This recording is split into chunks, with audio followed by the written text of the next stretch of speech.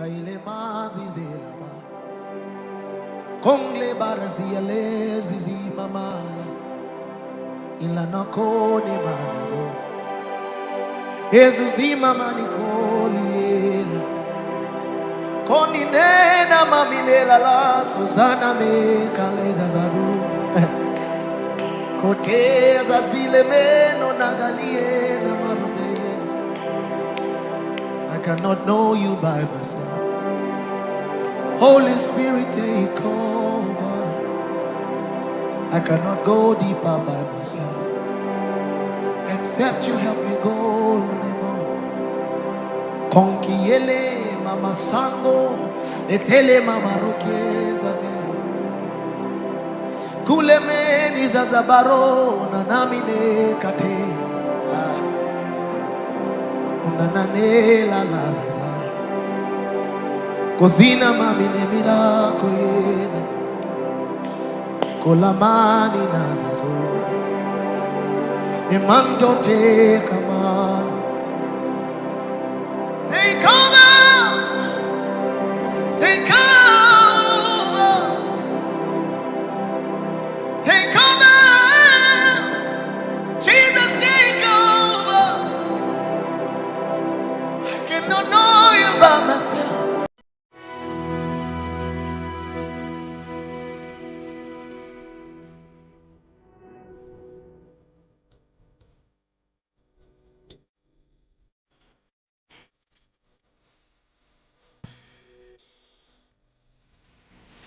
There's something worship that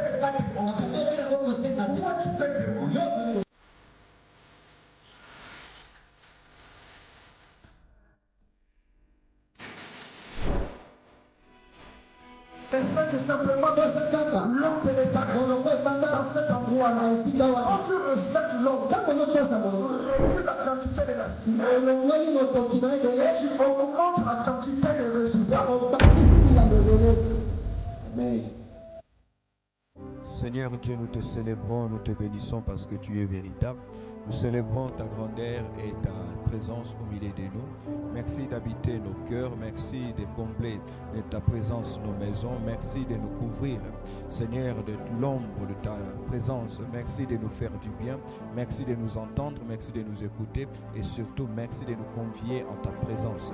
Heureux le peuple dont l'Éternel est Dieu, nous nous estimons heureux parce que nous t'avons comme Dieu.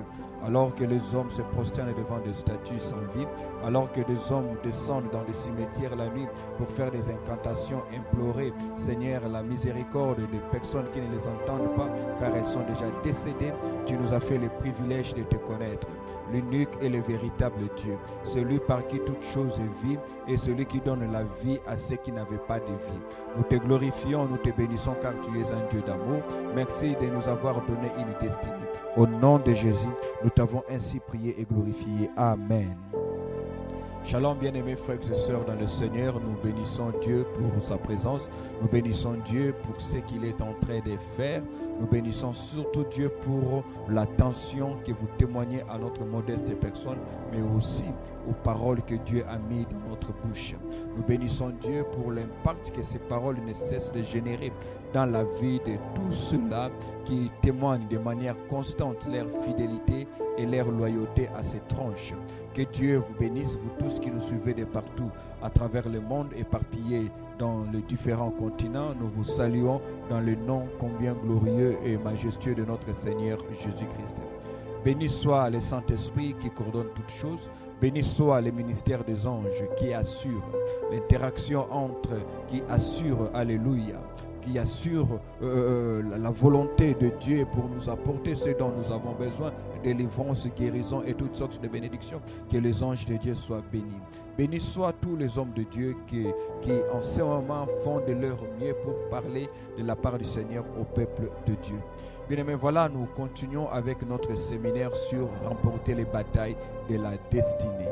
Nous avons commencé il y a 2 jours de cela et aujourd'hui, nous sommes censés atterrir. Que Dieu nous aide pour que cela soit possible. Et écoutez, moi, je vais vous dire une chose. Nous avions dit que toutes les destinées se gagnent, tous les combats, toutes les batailles sont faites pour être livrées et aussi pour être remportées. Vous ne pouvez pas avancer s'il n'y a pas d'opposition. Dans le royaume de Dieu, les choses ne fonctionnent pas comme dans la nature des hommes. Les choses ne fonctionnent pas comme dans le monde des vivants. Dans le royaume de Dieu, Dieu est capable de t'élever en t'abaissant. Dans le royaume de Dieu, Dieu nous donne certaines choses en recourant au contraire de ces choses-là. Dans le royaume de Dieu, seule la mort peut donner la vie. Ce qui est vivant ne peut pas donner la mort. Il n'y a que ce qui est mort qui donne la vie. Jésus a dit, à moins qu'une graine ne tombe et ne meure, elle ne peut produire de fruits. Il est paradoxal que quelque chose qui n'a plus de vie en elle-même puisse générer la vie. Mais c'est cela le principe du royaume de Dieu. Voilà pourquoi il est important pour nous en tant qu'enfants de Dieu. Nous ne puissions pas seulement invoquer le Dieu du ciel et le Dieu de la Bible, mais nous puissions aussi comprendre les mystères qui gouvernent le royaume de Dieu. La Bible déclare dans Osée chapitre 4 et 6, « Mon peuple est détruit parce qu'il nous manque de la connaissance. » La Bible va plus loin en disant, « Parce que tu as rejeté la connaissance, l'Éternel Dieu te rejette aussi. » Ne soyez pas rejetés à cause de l'ignorance. Ainsi, je reviens et j'insiste. Les fléaux qui font plus de dégâts aujourd'hui dans les milieux des enfants de Dieu, ce n'est pas les péchés, ce ne sont pas les sorciers, ce n'est pas l'occultisme. Ce qui détruit le plus les enfants de Dieu aujourd'hui, c'est l'ignorance. Donc il nous faudrait avoir une hargne. Il faudrait pour nous avoir une certaine haine vis-à-vis de l'ignorance. Car l'ignorance nous limite. L'ignorance nous disqualifie. L'ignorance nous amène à ne pas comprendre ce que Dieu nous a donné. Alléluia. La connaissance est un pouvoir. La connaissance nous donne un avantage dans les choses de Dieu. Remporter les batailles de la destinée. Je parle ici à ces hommes et à ces femmes qui croient qu'ils ont une destinée. Je m'adresse ici à tous ces hommes et ces femmes qui continuent à croire que leur existence n'est pas le fruit d'un accident, qui continuent à croire que le fait qu'ils soient vivants aujourd'hui n'est pas seulement par la chance, n'est pas par un karma comme disent les païens, mais c'est parce que Dieu a prévu quelque chose et Dieu est en train de faire ce qu'il a prévu. Ils sont conscients que leur vie est le déroulement d'un programme divinement élaboré. Ils sont conscients qu'ils existent, non pas parce que maman et papa se sont rencontrés, ils existent parce que Dieu avait décidé qu'ils existent et en ces temps-ci. Voilà ceux à qui je m'adresse. Ceux à qui je m'adresse aujourd'hui, ce sont ceux-là qui ont élevé leur regard au-dessus de tout ce qui peut être vu aujourd'hui. En dépit de tout ce qui peut être connu aujourd'hui, ils ont élevé leur regard afin de ne pas juger les performances de leur vie en fonction de ce que le monde dit autour d'eux, mais en fonction de ce que Dieu avait dit avant la fondation du monde et bien avant même leur naissance. Jérémie chapitre 1er, le verset 5. Dieu dit à Jérémie, avant que tu ne sois né, quand tu n'étais qu'une masse informe, je te connaissais. Avant que tu ne sois sorti du ventre de ta mère, je t'avais consacré comme prophète. Dieu a consacré comme prophète un enfant qui n'est pas encore né. C'est-à-dire, si jamais Jérémie a été consacré un jour par des anciens prophètes où on l'a établi dans le ministère, vous comprenez avec moi, l'établissement prophétique, l'établissement par les prophètes n'était qu'une œuvre secondaire à ce qui a déjà été fait par Dieu avant même la naissance de Jérémie. Alléluia. J'aimerais dire à quelqu'un, lorsqu'il s'agit de compter tes palmarès, ne considère pas seulement ce que toi tu as connu, ne considère pas seulement ce que toi tu as vécu, considère aussi ce qui a été fait avant que tu ne naisses sur cette terre. Car les choses que tu feras demain seront tributaires des choses que Dieu avait fait pour toi avant ta naissance. Alléluia. Quelqu'un dit avec moi Amen. Les enfants de la destinée, les filles et les fils de la destinée ont une conscience. Ils comprennent que leur avenir c'est le passé de Dieu. Ils comprennent que les choses qu'ils n'ont pas encore vues, Dieu les a déjà vécues. Ils comprennent que les choses qui leur sont incertaines, Dieu les maîtrise déjà. Ils comprennent que là où nous allons, nous ne savons pas. Mais avant d'arriver, Dieu a déjà été et il est venu nous prendre du point de départ pour nous amener là où il a déjà été. Dieu ne va pas découvrir avec vous la terre promise. Dieu ne va pas visiter avec vous les Canaan. Dieu ne va pas visiter avec vous les montagnes de Jérusalem et ainsi de suite. Dieu a été là avant vous. Alléluia. C'est-à-dire là où tu es aujourd'hui, même si tu ne maîtrises rien, laisse-moi te dire une chose. Celui qui t'a appelé, il a été avant toi et lui maîtrise toutes choses. Ce que tu ne comprends pas, lui le comprend. Ce que tu ignores, lui le voit. Ce qui te déstabilise, il va les déstabiliser parce que Dieu est capable. Dieu est capable. Dieu est capable de t'amener là où il t'a promis. Alléluia. Quelqu'un dit avec moi Amen. Ici, je viens exhorter un homme, je viens exhorter une femme. Qui, lorsque tu considères ta vie à gauche et à droite, tu te rends compte que tu as beaucoup prié, tu as beaucoup donné, tu te sanctifies, tu vis dans une consécration, dans l'abnégation pour plaire à Dieu. Mais c'est comme s'il n'y a pas un équilibre entre ce que tu donnes spirituellement et ce que tu reçois matériellement. Et tu te poses des questions. Est-ce que Dieu est-il avec moi? Est-ce que je vis dans la volonté de Dieu? Est-ce que vraiment Dieu est avec moi? Il arrive, je le sais, qu'il arrive un moment où on a l'impression de vouloir abandonner. Il arrive un moment où on se pose des questions si vraiment Dieu exauce nos prières. On a l'impression que notre vie est un échec. On a l'impression qu'on n'avance en rien. Et des fois même, quelquefois, le dimanche, on se lave pour aller à l'église.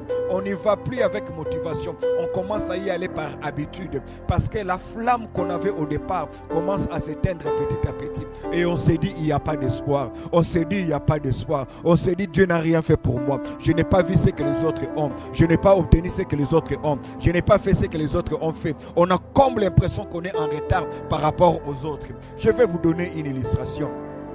Une anecdote qui pourra nous aider. Vous savez, quelquefois la vie avec Dieu ressemble à un match de football. J'aime bien le football parce que dans ma vie, je croyais faire la carrière dans le football. J'avais la passion et aussi les talents. Bien-aimés frères et sœurs, laissez-moi vous dire, la vie dans la marche avec Dieu, c'est comme un match de football. Vous savez, le tout dépend de l'angle de jugement. Le tout dépend de comment est-ce que vous jugez les choses. Le tout dépend. Vous savez, ceux qui sont sur le terrain ne doivent pas voir les choses comme ceux-là qui sont sur le gradin. Tu n'es pas spectateur dans ta destinée, tu es acteur dans ta destinée. Alors arrête d'emprunter le jugement du public. Arrête d'emprunter, de parler le langage du public. Parle le langage d'un acteur. Lorsqu'on est en train de perdre dans un match, on est en train de perdre 3-0. Alléluia. On est en train de perdre 3-0. On a comme l'impression que c'est fini. On a comme l'impression qu'il n'y a plus d'espoir parce que c'est déjà le deuxième mi-temps. Il ne nous reste que 20 minutes. Il est difficile. Pendant ce temps, bien aimé, il y a une partie de votre public qui commence à quitter les stades par pitié, parce qu'ils sont affectés par l'échec probable. Mais il y a une chose que vous devez savoir. Aussi longtemps que l'arbitre n'a pas encore sifflé la fin du match, le match n'est pas fini. C'est ce que Dieu dit, c'est ce que Job répond à sa femme. Je sais que mon Rédempteur est vivant. Je sais que mon Rédempteur est vivant. Il ne suffit pas d'avoir un Rédempteur, il faut savoir que ce Rédempteur-là est vivant. Je sais que mon Rédempteur est vivant et il s'élèvera le dernier. En d'autres termes, je peux tout perdre, mais aussi longtemps que je suis encore en vie, cela est possible. C'est la Bible qui le déclare, bien aimés frères et sœurs, qu'un lion, un chien vivant vaut mieux qu'un lion mort. Un chien vivant vaut mieux qu'un lion mort. Et la Bible dit, pour ceux qui vivent, come on, pour ceux qui vivent, je disais pour ceux qui vivent, y a-t-il quelqu'un qui est en train de vivre? J'aimerais que là où tu es, que tu bouges, que tu te rendes compte que tu es vivant. Le corona ne t'a pas emporté. Regarde pour comprendre que tu es vivant. L'accident mortel ne t'a pas remporté. Regarde-toi pour te rendre compte que tu es vivant. La maladie héréditaire dans votre famille ne t'a pas emporté. Regarde que tu es vivant. Les problèmes socio-économiques ne t'ont pas ôté la vie. Regarde si tu es vivant. Et parce que tu es vivant, je viens t'annoncer. La Bible déclare que pour ceux qui vivent, il y a encore de l'espoir. La Bible ne dit pas que pour ceux qui ont une prophétie.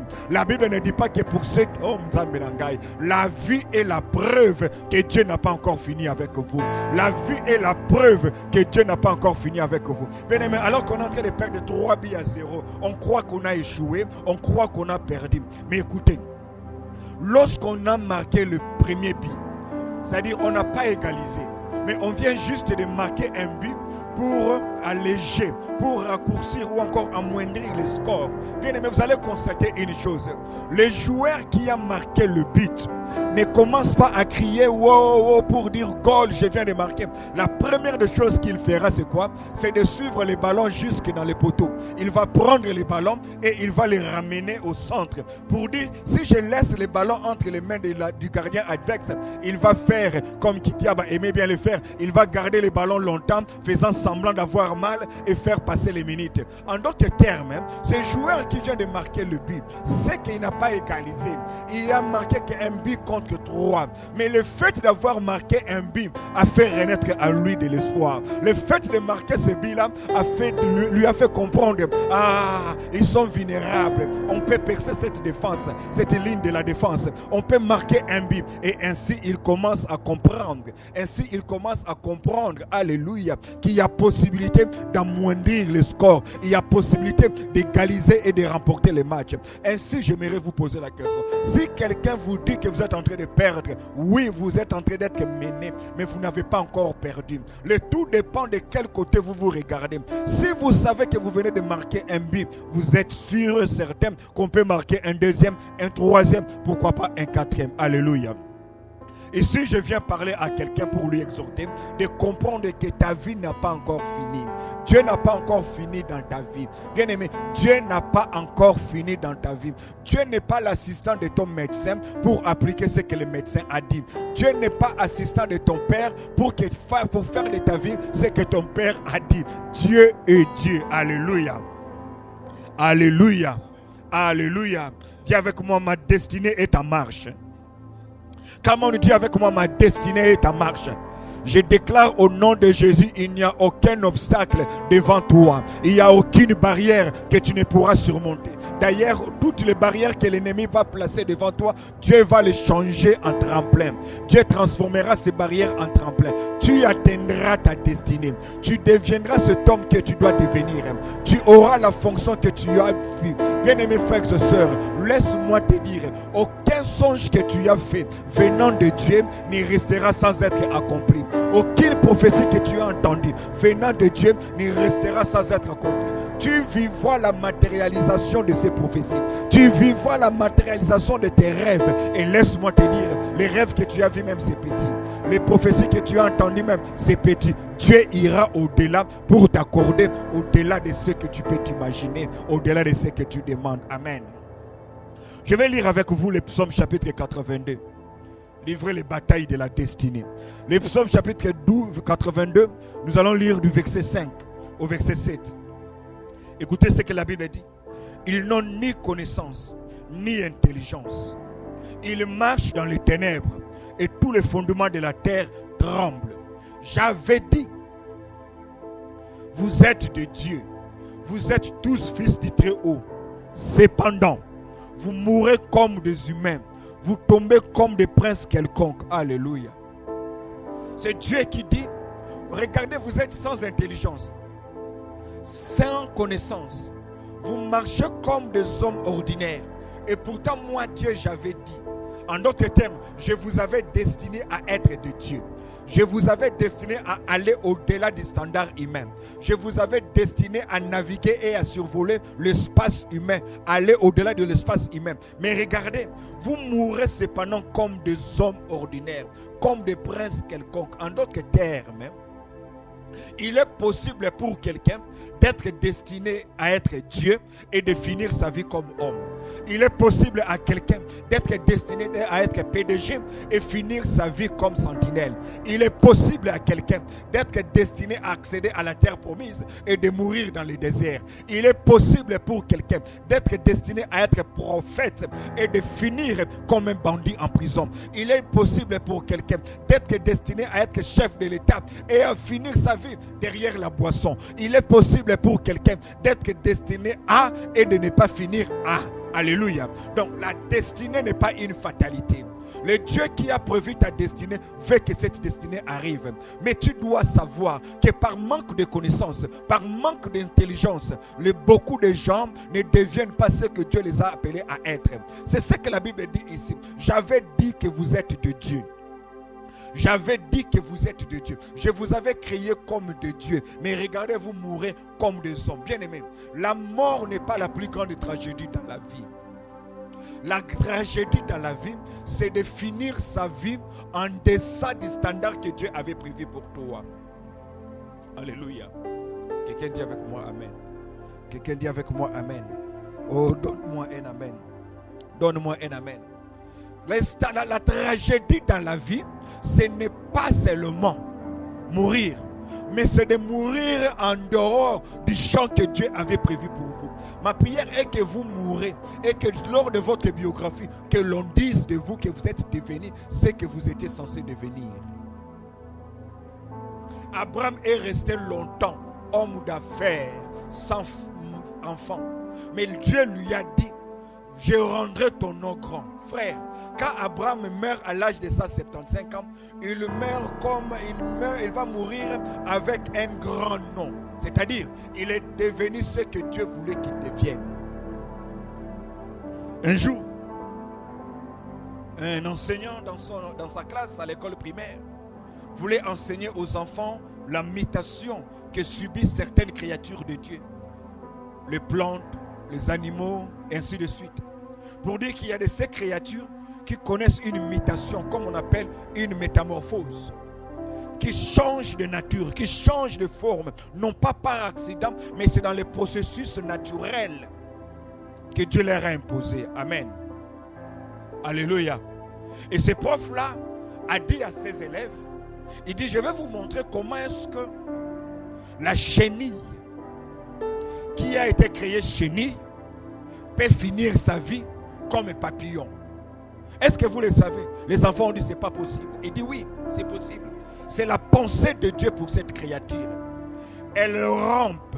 Elle ne peut pas courir. Elle est lente. Elle ne peut pas faire la course avec d'autres bêtes. Mais après un temps, après avoir atteint une certaine maturation, elle va connaître une mutation. Par la métamorphose, elle va se transformer en papillon. Et elle aura des ailes. Et le prof est en train de leur expliquer. Les ailes ne lui seront pas collées parce que Dieu ne va pas lui créer deux fois. La destinée de quelqu'un n'invite pas Dieu à te créer deux fois. Ce que tu viendras, ça sera l'extériorisation, la manifestation des choses qu'il y a en toi, mais que les gens ne voient pas encore. Alléluia. C'est-à-dire, tu n'auras pas besoin d'en prêter un titre.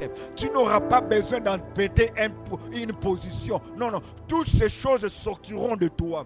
Ainsi, quiconque te regarde et te juge en fonction des mains vides, et en fonction des mains vides que tu as, il se trompe parce qu'il a une vision très très limitée de toi. En toi résident des potentiels énormes. En toi résident des potentiels énormes. Il y a des gens à qui je parle maintenant qui ne savent pas où dormir. Mais à l'heure où je suis en train de parler, en toi dorment des immeubles. En toi dorment des villas. En toi dorment, alléluia, alléluia. En toi dorment des maisons, des entreprises. Malheur à ceux qui te jugent par apparence.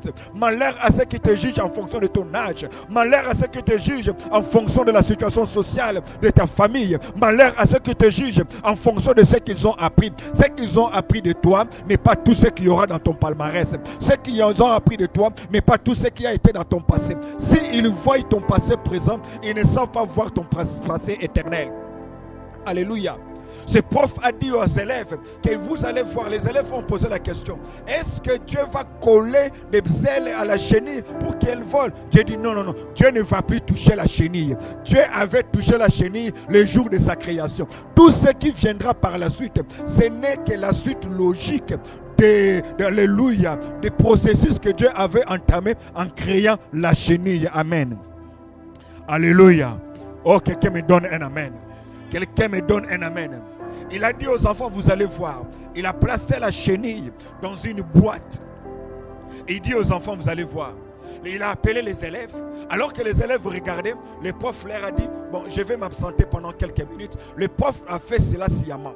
Il dit, je vais m'absenter pendant quelques minutes et observer la métamorphose, observer la mutation. Bien aimé, je pense aujourd'hui, comme beaucoup pour nous, enfants de Dieu, la case dans laquelle le prof avait mis la chenille, c'est pour toi l'alliance dans laquelle tu es aujourd'hui en Christ Jésus. C'est la foi en Dieu. Il y a de ces choses qui ne pouvaient pas se passer lorsque tu étais en dehors, mais aujourd'hui que tu es dedans, ces choses-là vont arriver. Le prof s'est déplacé pendant un temps. Les élèves observaient. Mais quand les élèves ont commencé à observer la chenille, ils ont commencé à constater que la chenille commençait à faire des mouvements comme des mouvements de quelqu'un qui est en train de se tordre de douleur. La chenille commençait à faire des mouvements comme de quelqu'un qui est en train de se tordre de douleur. Les élèves étaient en train de voir. Quand ils voyaient, ils se sont dit, non. Si nous laissons la chenille comme ça, on risquerait d'être traité de non-assistance en personne en danger. Parce que cette chenille est en train de souffrir. Nous devons l'aider. Bien aimé, beaucoup de gens ont laissé leur destinée être avortée parce qu'ils ont sollicité la pitié des hommes. Bien-aimés frères et sœurs, ils vont bien subir la méchanceté de Dieu que de subir la bonté des hommes. Parce que même quand Dieu te frappe, comme il est dit dans le livre d'Osée, il nous frappera le premier jour, il nous frappera le deuxième jour. Alléluia. Et le troisième jour, il nous relèvera. Il est bon que Dieu te frappe. Quand Dieu te frappe, lui-même sait guérir tes blessures. C'est la même chose que Dieu dit à David, que David dit à Dieu. Dieu pose la question à David, choisis. Tu veux que je te livre entre les mains de tes ennemis? Tu veux que je frappe Israël par une peste? Ou bien tu veux que moi-même je te frappe? J'aime la réponse de David. David a dit, ne me livre pas entre les mains de mes ennemis. Ne laisse pas la peste ravager le peuple. Toi-même frappe-moi. Toi-même punis-moi. Pourquoi? Parce que David sait que quand le diable frappe, le diable est capable de détruire, mais il est incapable de restaurer. Il sait que les hommes peuvent détruire, mais les hommes ne peuvent pas réparer une réputation qu'ils ont détruite. Il n'y a que quelqu'un qui peut laver les témoignages d'eux. Il n'y a qu'un seul qui peut laver les témoignages de quelqu'un. Il n'y a que Dieu qui peut relever ce que lui-même a courbé. Alléluia. J'ai dit, il n'y a que Dieu qui peut relever ce que lui-même a courbé. La Bible déclare que l'Éternel a rendu Rachel stérile, mais c'est le même Éternel qui lui a donné de beaux enfants. La Bible déclare c'est Anne, c'est Dieu lui-même qui a rendu Anne stérile, mais c'est le même Éternel lui-même quelque temps après qui donnera à Anne Samuel. Il vaut mieux de tomber entre les mains de l'Éternel. Quand Dieu vous frappe, après votre repentance, il vous restaure. Donne-moi un amen. Donne-moi un amen. Ces enfants ont regardé la chenille. Ils ont dit non, il faut vite sauver la chenille. Ils ont sauvé la chenille. Ils ont sorti la chenille de là. Et alors, quand le prof est arrivé, le prof a posé la question, qui a sauvé la chenille? Les élèves se sont regardés et ils ont dit c'est nous. Le prof venait de leur dira en plus. Il dit, vous n'avez pas sauvé la chenille, vous avez avorté la destinée de la chenille. En voulant avoir pitié de lui, vous avez arrêté ce que Dieu avait commencé. Voilà pourquoi, bien aimés frères et sœurs, j'aimerais te dire une chose.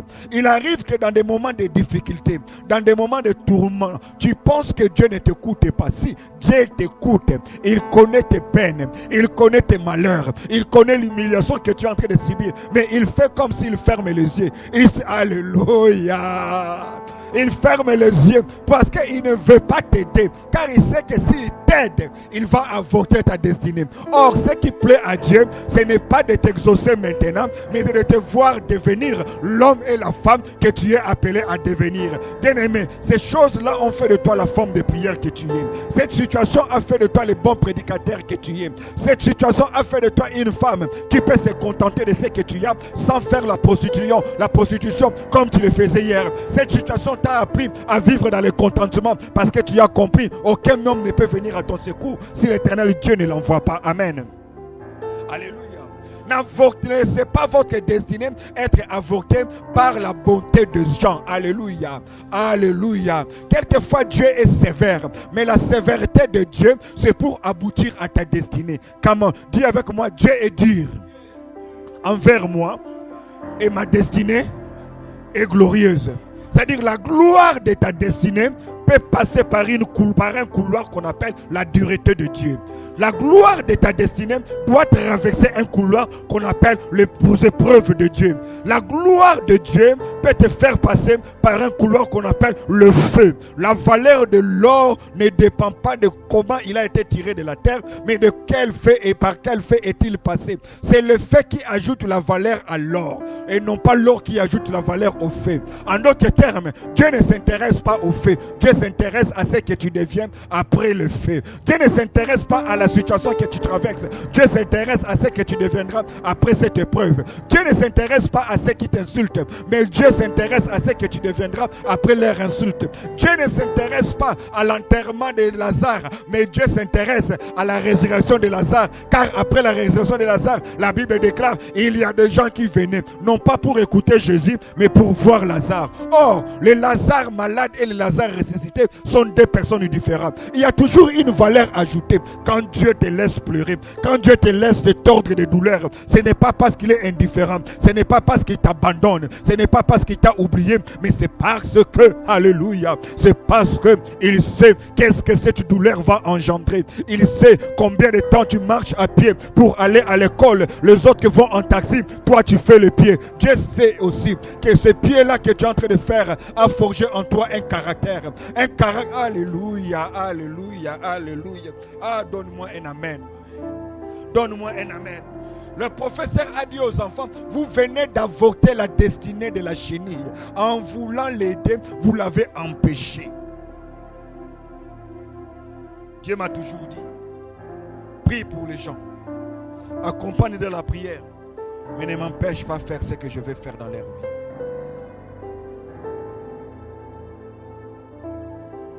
Certaines choses glorieuses ne viennent que lorsque nous sommes mis par terre. Adam peut compter les animaux, il peut les nommer.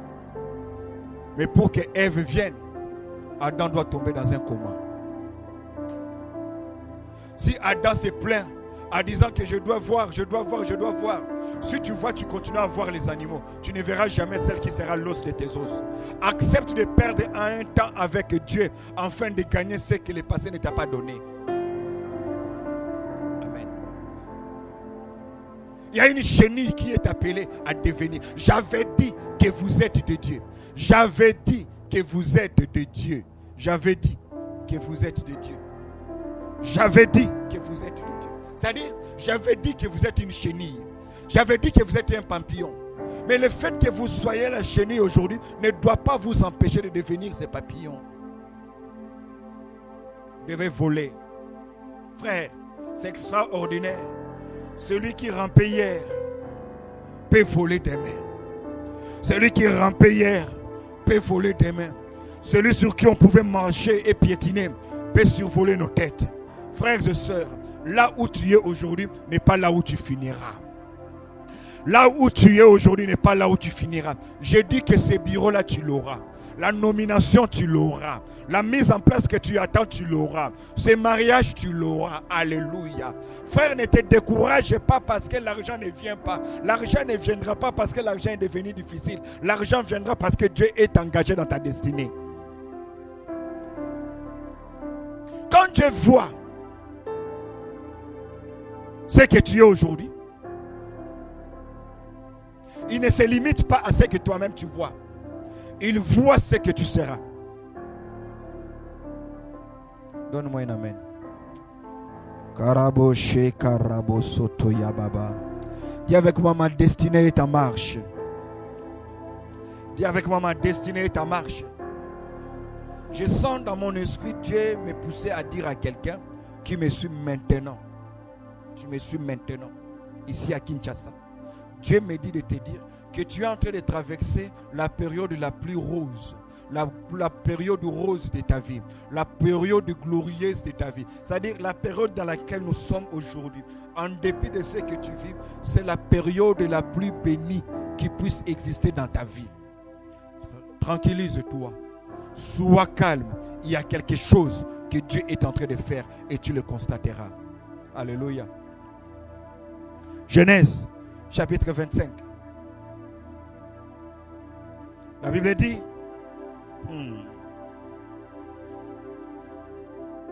Genèse chapitre 25, le verset 22 au verset 23. Les enfants se heurtaient dans son ventre. Et elle dit, qu'est-ce qui m'arrive? Elle alla consulter l'Éternel. L'Éternel lui dit, des nations sont dans ton ventre. Deux peuples se sépareront au sortir de tes entrailles. Un de ces peuples sera plus fort que l'autre. Et le plus grand sera assujetti au plus petit. Alléluia. Dieu parle à Rebecca alors que Rebecca est enceinte. Rebecca court vers Dieu pour savoir ce qui se passe. Alors qu'elle est devant l'échographie divine, alors qu'elle est devant Dieu, le gynécologue par excellence, Dieu ne lui dit pas qu'il y a 2 enfants dans le ventre. Et pourtant, dans le ventre de Rebecca, il y a 2 fœtus. Mais Dieu ne parle pas le langage des hommes pour dire qu'il y a 2 fœtus. Dieu dit qu'il y a 2 nations. Dieu ne parle pas de fœtus, mais Dieu dit qu'il y a 2 nations. Qu'est-ce que cela signifie?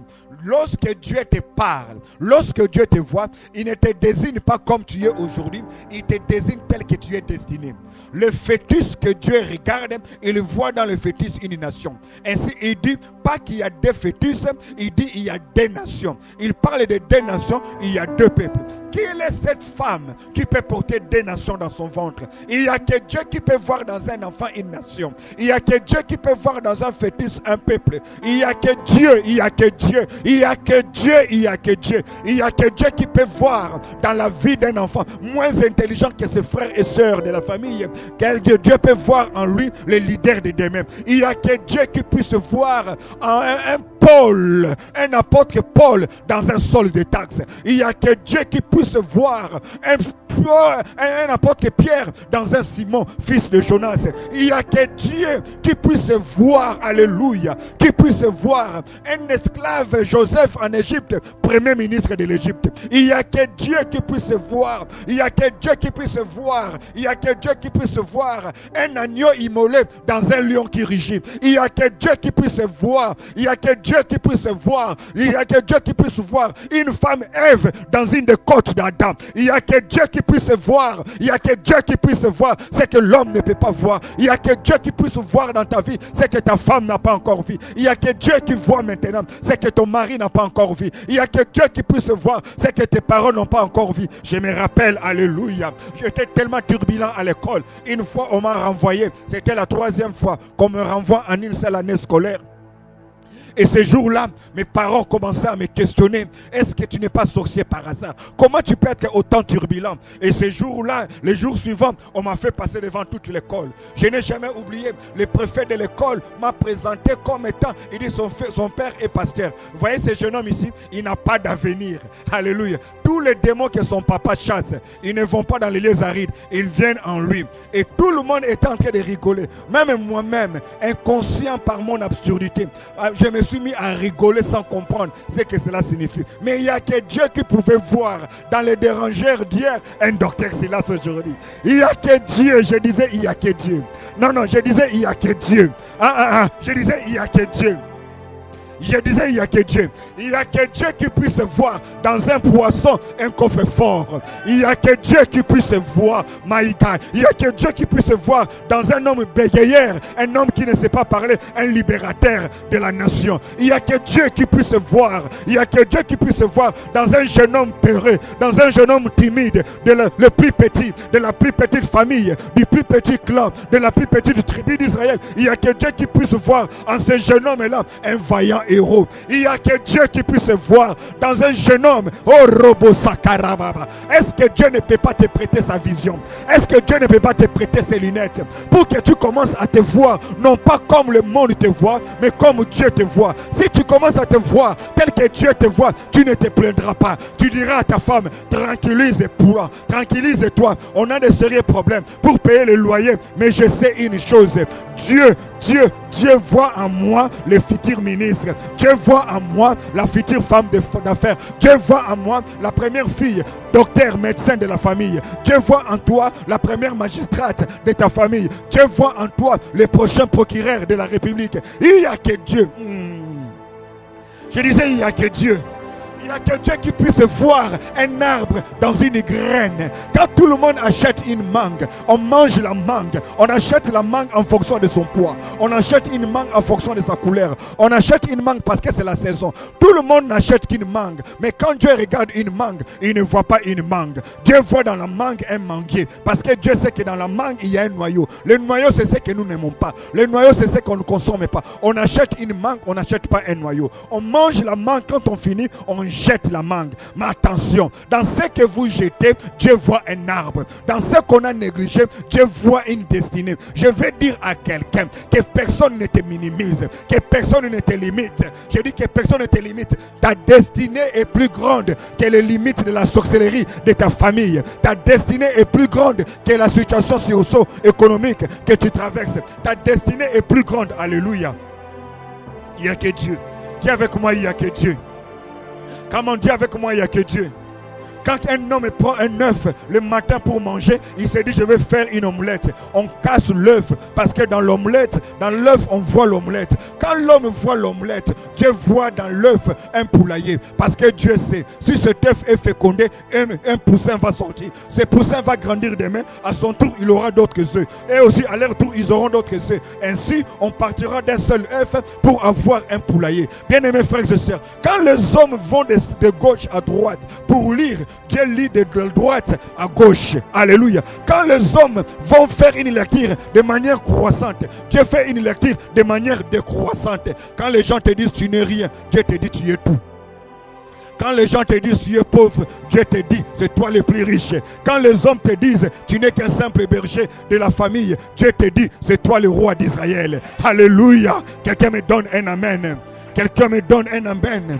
Non, quelqu'un me donne un amen. Quand les hommes te disent tu n'es que le payeur d'impôts, toi Matthieu, reste là devant ton bureau en train de travailler. Jésus, quand il passe, il voit en toi l'apôtre Matthieu. Alléluia. Qu'est-ce que Dieu peut t'aider aujourd'hui à lire la vie avec les lunettes qui sont les siennes? Dis avec moi, il n'y a que Dieu. Il n'y a que Dieu. Ici, je m'adresse à ces hommes et à ces femmes qui ont une destinée. Je m'adresse à ces hommes et à ces femmes qui ont une destinée. Tu as une destinée. Dis avec moi, j'ai une destinée. Dis avec moi, j'ai une destinée. La chose la plus importante dans la destinée, c'est de ne pas d'en avoir seulement, mais de trouver l'accès à sa destinée. De trouver le couloir qui te conduit dans ta destinée. Le couloir qui fait naître en toi la conscience de cette destinée. Quand tu deviens conscient de ta destinée, tu ne te plains pas des choses pour lesquelles les autres se plaignent. Alléluia. Quand tu es conscient de ta destinée, tu parleras comme Joseph qui dit à ses frères: je sais que l'Éternel vous sortira et vous conduira vers un pays qu'il a promis. Quand vous sortirez, ne laissez pas mes ossements ici. Il avait la conscience de la destinée. Alléluia. Quelqu'un dit avec moi Amen. Quelqu'un dit avec moi Amen. L'ennemi a peur. Dieu te voit fini. L'ennemi te voit fini. Voilà pourquoi il y a des gens dont le combat qu'ils rencontrent aujourd'hui, il y a des gens aujourd'hui, le combat qu'ils rencontrent sont de loin élevés, plus grands que la situation dans laquelle ils se trouvent aujourd'hui. L'ennemi ne te combat pas par rapport à ta situation actuelle. L'ennemi te combat en fonction de ta vocation. L'ennemi te combat en fonction de ta destinée. C'est-à-dire, tu peux être pauvre, tu peux avoir 20 ans. Quand l'ennemi te combat, il ne te combat pas comme on combat un enfant de 20 ans.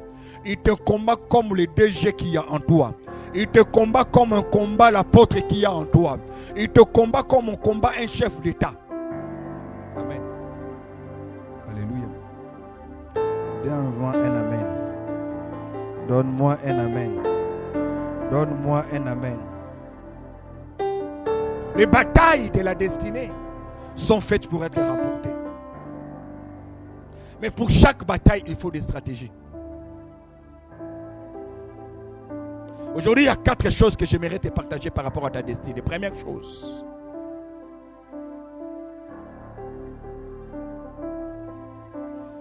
ce que tu dois comprendre, c'est que ta destinée, ou encore l'implication de Dieu dans ta destinée, n'annule pas le combat devant toi. Au contraire, ta destinée va te susciter des combats qui n'existeraient pas si tu n'avais pas cette destinée.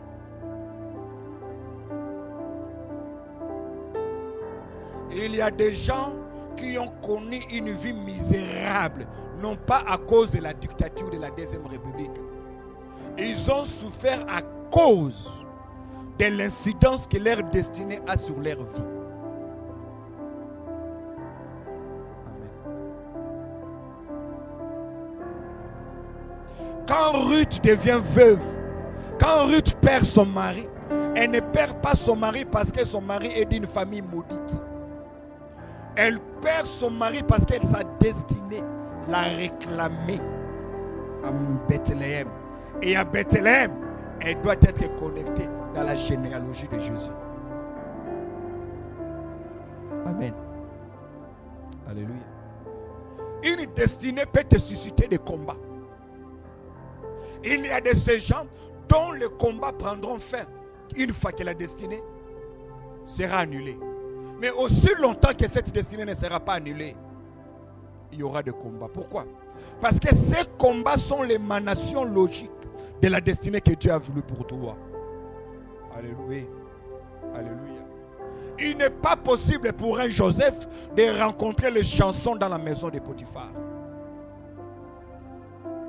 Il n'est pas possible pour Joseph de rencontrer les chansons dans la maison de son père Jacob à Canaan. La seule manière pour Joseph de rencontrer Pharaon, c'est qu'en sortant de la prison. Donc la prison devient un itinéraire impératif que Dieu t'impose. Aucune onction, aucune sémence, aucun sacrifice ne peut fermer les portes de la prison. Quand on dit que les portes de prison sont ouvertes pour toi, laisse-moi te dire, il y a des gens que l'université n'a pas pu fabriquer, seule la prison les fabriquera. Il y a des gens que les témoignages de Potiphar n'a pas pu promouvoir, seule la prison va te promouvoir. Ce que l'université n'a pas donné à Nelson Mandela, les 27 ans de prison lui a donné. Alléluia. Quelqu'un dit avec moi Amen. Quelqu'un dit avec moi Amen. Alléluia. Tu ne peux pas te déroger de certaines réalités que tu rencontres. Il y a des gens, tu attends une situation qui doit arriver. Ça n'arrive pas, non pas à cause de toi, mais à cause de ceux-là qui sont bénéficiaires de la situation. Et comme leur destinée est liée à ta position, l'ennemi commence à combattre ta position. Amen. Alléluia. Alléluia. Oh, donne-moi un amen. Donne-moi un amen. Deuxième chose qu'il faut savoir, on peut avoir une destinée et ne pas la vivre. On peut avoir une destinée et ne pas vivre cette destinée. J'avais dit que vous êtes de Dieu et pourtant vous mourrez comme des humains. Et pourtant, oh Dieu, le cœur de Dieu saigne de voir un apôtre mourir dans une terrasse. Le cœur de Dieu saigne de voir un professeur d'université mourir en tant qu'intercesseur dans une permanence de l'église locale. Le cœur de Dieu saigne, ça saigne de voir une magistrate mourir comme une simple mère d'enfant. Le cœur de Dieu saigne de voir un roi David finir sa vie comme le plus grand berger de la communauté. Non. Ma prière aujourd'hui, de la même manière qu'il y a eu des démons qui te poursuivaient, qui te réclamaient aujourd'hui, ma prière est que ta destinée te réclame. Je dis que ta destinée te réclame. Je dis que ta destinée te réclame. Je dis que ta destinée te réclame. Qu'elle crée une attraction vers, ça dit qu'elle t'attire vers elle. Qu'elle vienne vers toi. Alléluia. Bien aimé, il y a des destinées qui réclament des gens. Il y a des destinées qui réclament des gens. Quand on a loin David, la famille l'a renvoyé en brousse. Mais peu importe où on vous a envoyé, on peut vous envoyer à des milliers de kilomètres de votre destinée, mais votre destinée va vous rappeler. Bien-aimé, Dieu a fait que Saoul soit tourmenté par un esprit. Et Dieu a fait que même les musiciens les plus talentueux d'Israël ne soient que musiciens, mais qui n'atteignent pas la dimension spirituelle où les esprits peuvent obéir aux notes ou à la gamme qu'ils peuvent jouer. Mais Dieu s'est arrangé que le jour où on demande un musicien technicien, qu'il y ait quelqu'un qui connaît David. J'annonce à quelqu'un, bientôt il y a quelqu'un qui parlera en ta faveur. Il y a une femme qui parlera en ta faveur. J'ai dit, là où on signe le dossier, il y a quelqu'un qui va parler en ta faveur. Bien aimé, laisse-moi te dire une chose. Oh ya yo, eza ya yo. Personne n'aura ta part. J'ai dit, personne n'aura ta part. Que ta destinée te réclame. Alléluia. Que ta destinée te poursuive. Lève ta main, toi, tu dis avec moi 3 fois. Poursuivi par ma propre destinée. Come on. Laisse-moi te dire une 3e chose. Ta destinée est un scénario dont Dieu est le metteur en scène. Ta destinée est comme un film, frère. Tu n'es qu'un acteur. Tu es l'acteur principal, mais tu n'es pas le metteur en scène. Ce n'est même pas toi qui donnes le titre du film. Ce n'est pas à toi de distribuer le rôle. Non, non, non. Tout ce que toi tu as à faire, c'est de jouer ta partition. Sois intègre, marche devant moi et je te bénirai. Dieu dit à Abraham, marche devant moi, sois intègre et je te bénirai. C'est Dieu qui dit à Abraham, je rendrai ton nom grand. Alléluia. Abraham n'a pas choisi Dieu, c'est Dieu qui a choisi Abraham. Toi, tu n'as pas choisi ta destinée, c'est ta destinée qui t'a choisi. Donne-moi un amen. Donne-moi un amen, très bien. C'est-à-dire, quand tu es l'acteur, c'est Dieu qui t'a choisi les séquences à jouer. Alléluia. Voilà pourquoi en tant qu'acteur, il y a certains films de ta vie qui se déroulent sans toi. Mais il y a certaines portions, toi tu dois être là. Alléluia. Il y a des choses qui arrivent sans ta prière, mais il y a aussi des choses qui arrivent comme exaucement à ta prière. Donne-moi un amen, je vais avancer. Dis-moi, docteur, avance. Dis-moi, docteur, avance. J'ai envie de prêcher, j'ai l'intention de prêcher quelqu'un. J'ai envie de prêcher quelqu'un. Je sens que là où je parle maintenant, il y a quelqu'un qui vibre sur sa chaise. Il y a quelqu'un dont la destinée est en train de faire des vibrations, des mouvements de rotation à gauche, à droite, parce qu'il y a quelque chose qui se passe maintenant. Dis-moi, docteur, avance, je vais te dire. Puisque Dieu est le metteur en scène de ta destinée, puisque c'est Dieu qui est le metteur en scène de ta destinée, c'est Dieu lui-même qui t'a choisi le rôle à jouer, il t'a choisi l'endroit à jouer, il t'a choisi quand est-ce que tu dois intervenir, quand est-ce que tu dois apparaître. Le fait que tu ne sois pas dans un tableau maintenant ne signifie pas que tu as été disqualifié. Alléluia. Tu es toujours l'acteur principal. Le fait que pendant 2 minutes on ne te voit pas ne signifie pas que tu as été disqualifié. Tu es toujours là. Donne-moi un amen. Come on, donne-moi un amen. Le fait que Jésus ait disparu pendant 3 jours, le fait que pendant 3 jours on ne voit pas Jésus, on ne voit pas les malades guéris, on ne voit pas quelqu'un marcher sur les eaux, ne signifie pas que Jésus a disparu. Non, non, il n'a pas disparu. Il est dans les coulisses de Dieu. Il est dans les coulisses de Dieu. Je dis, il est dans les coulisses de Dieu. Come on, il est dans les coulisses de Dieu. Je disais, il est dans les coulisses de Dieu. Dieu te met dans les coulisses, mais Dieu ne te disqualifie pas. Dieu laisse que tes ennemis pendant un moment pensent qu'il a gagné. Parce que quand Jésus est à la croix, il a se rendu l'âme. Les démons sont en train de danser. Ils ne comprennent pas que ce n'est pas à eux de décider ce qui se passe. C'est au metteur en scène de décider ce qui se passe. Mais je vais te dire une chose. Un film ne commence pas si le réalisateur ne l'a pas encore fini. Un film n'est pas un miracle. Laisse-moi te dire, ta destinée n'est pas un miracle. Ta destinée n'est pas un accident. Ta destinée sera le déroulement normal de ce que Dieu avait écrit, ce que Dieu avait fait.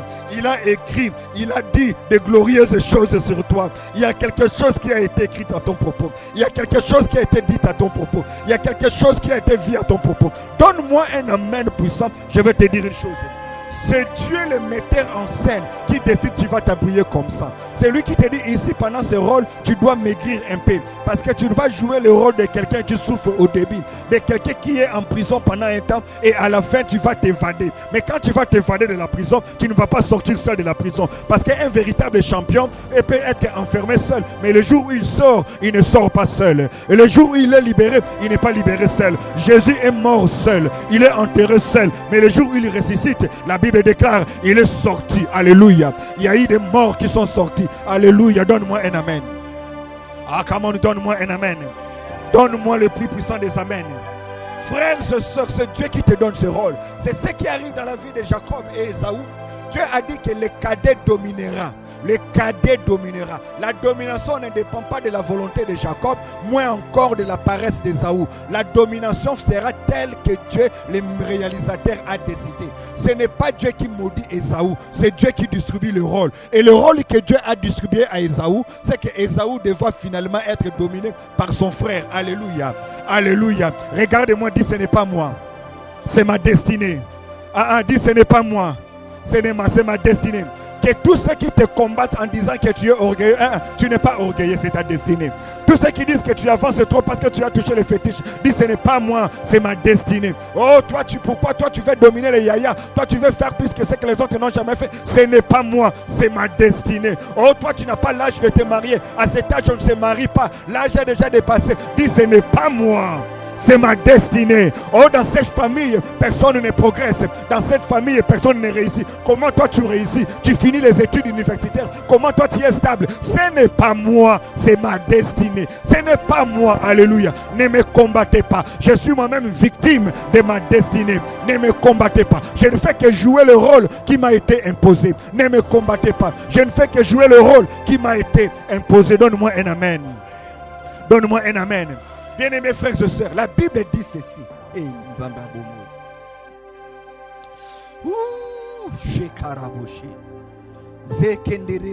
Au verset 28 de Genèse chapitre 25. La Bible dit au verset 28 de Genèse 25. Isaac aimait Ésaü. Oh. Dieu t'a dit que c'est toi qui domineras.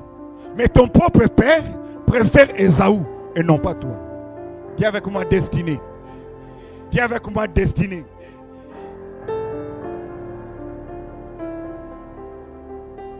Ta destinée est entre les mains de Dieu.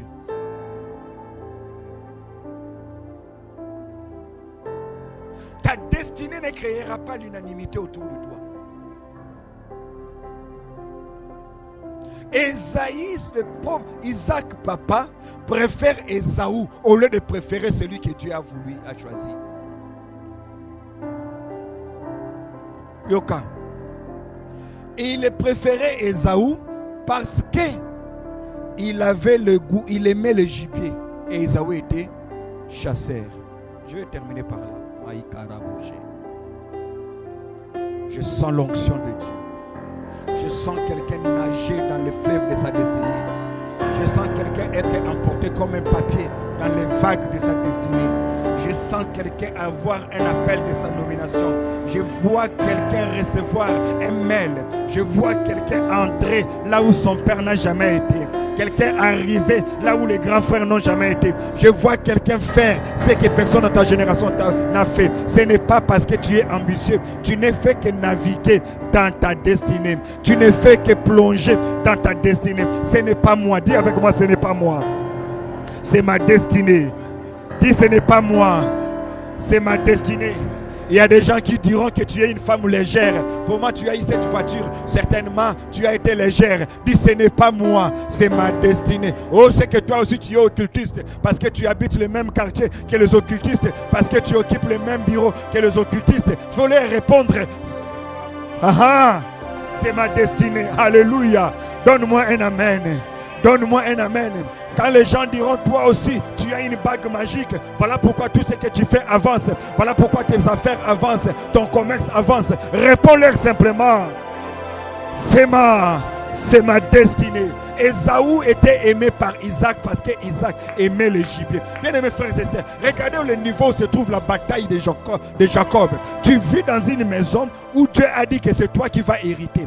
Mais celui qui doit léguer ne t'aime pas. Il aime quelqu'un d'autre parce que lui sait faire le gibier et toi tu ne sais pas chasser le gibier. Bien aimés frères et sœurs, la destinée repose sur l'authenticité et non pas sur l'imitation. Ne cherchez pas à imiter quelqu'un parce que vouloir imiter quelqu'un, c'est divorcer de sa destinée. Imiter quelqu'un, c'est divorcer avec sa destinée. Ne les imitez pas. Dis avec moi, ma destinée est authentique.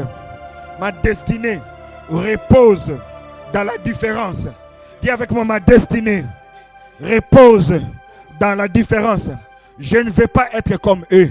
Je ne vais pas faire comme eux. Je refuse de m'habiller comme eux. Je refuse de parler comme eux. Je refuse de marcher comme eux. Je refuse de faire les choses comme eux. Je suis moi. Je reste moi.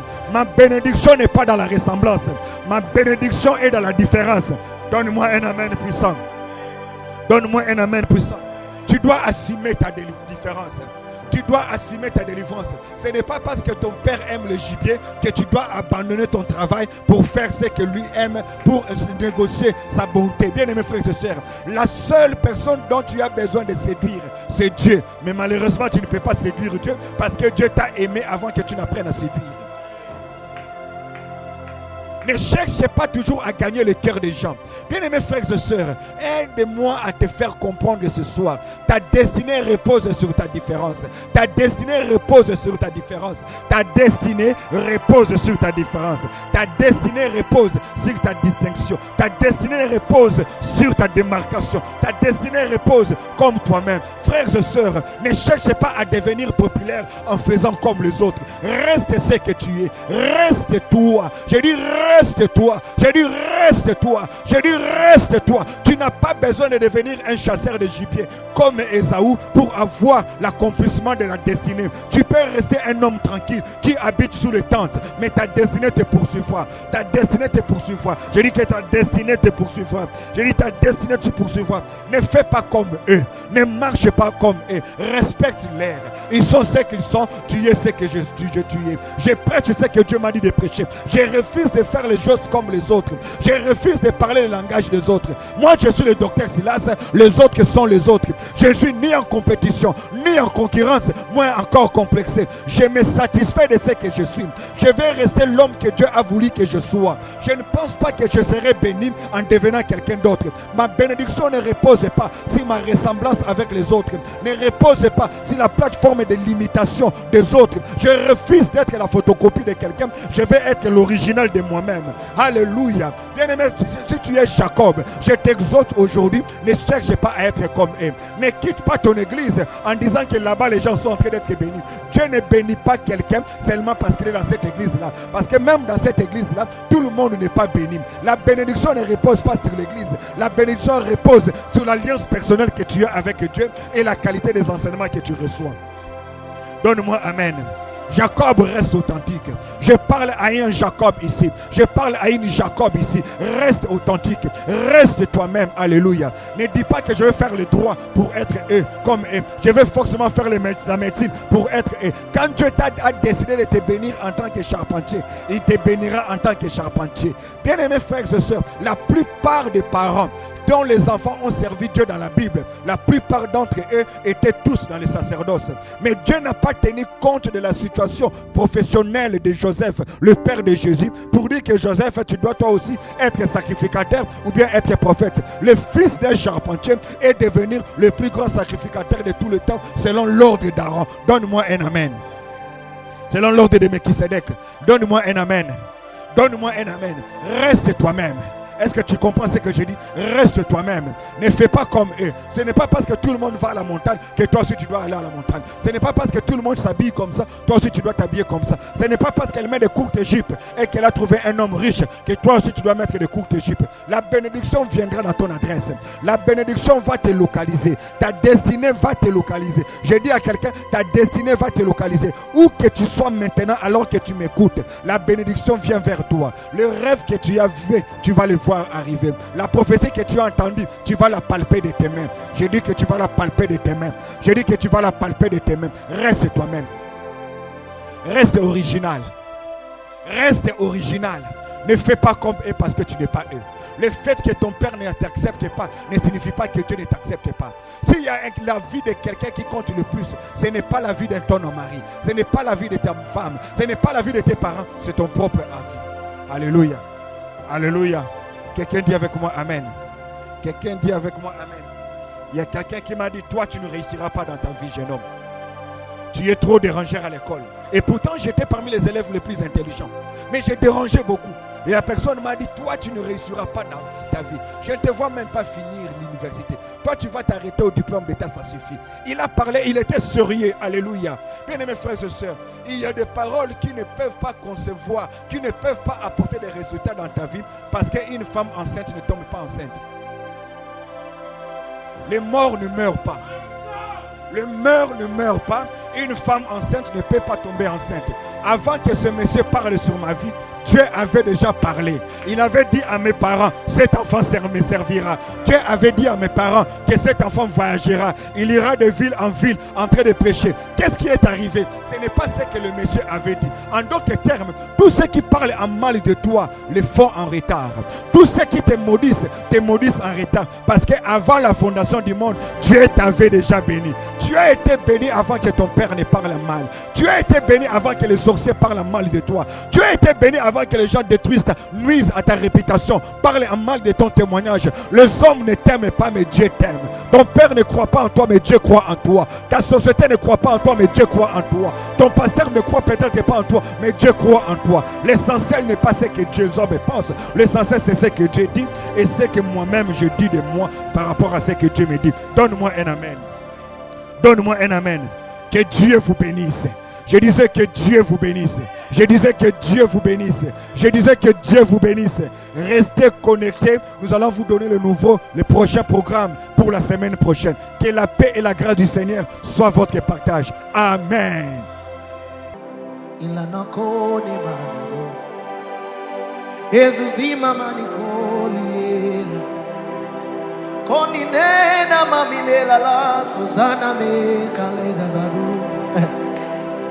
Koteza zile meno nagalie na maruze.